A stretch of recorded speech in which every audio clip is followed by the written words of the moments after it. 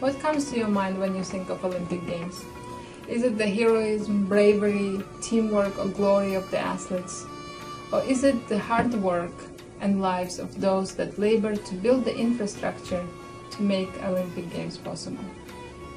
The next site for the Games is Sochi, Russia.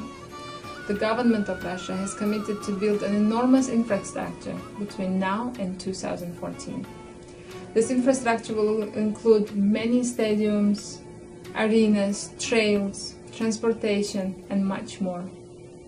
Such an ambitious project requires an amount of labor that Russia does not have. This will mean that once again, Olympic Games will depend on the hard work of migrant women and men. Sochi is located on the Black Sea, with a Mediterranean climate, making it a popular destination site for vacationers.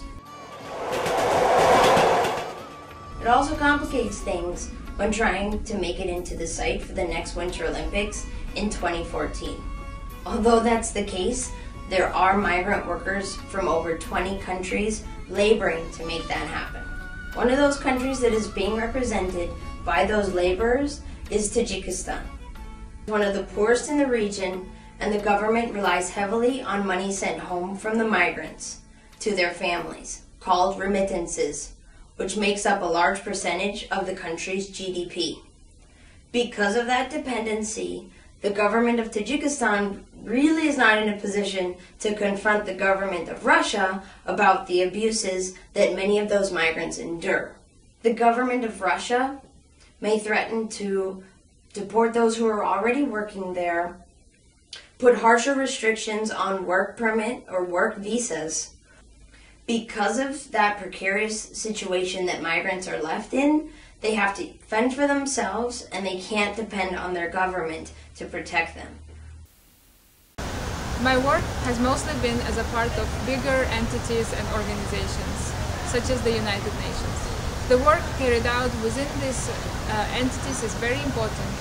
At the same time, because of the sheer number of the structures and processes, the work and the people become an abstraction, a statistics, a part of a report, and one over time has a bit of a harder time to relate. I decided to embark on this project. I will be going on an independent research to Tajikistan as well as Russia to document the organizing efforts, existing organizing efforts among migrants. This research is funded by the International Research and Exchange Board. I wanted to have an action part to this project. That's why I teamed up with Ruth, and we will be going on this trip to not only document, but also be part of this change and assist migrants in documenting their lives in the way they would want to.